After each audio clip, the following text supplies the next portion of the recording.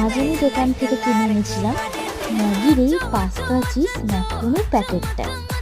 তো চলো এটা তোমাদের আজকে বানিয়ে আমি দেখাই। প্যাকেটটাকে কেটে নিলাম এবং প্যাকেটের মধ্যে পাস্তা এবং একটা মশলার প্যাকেট রয়েছে।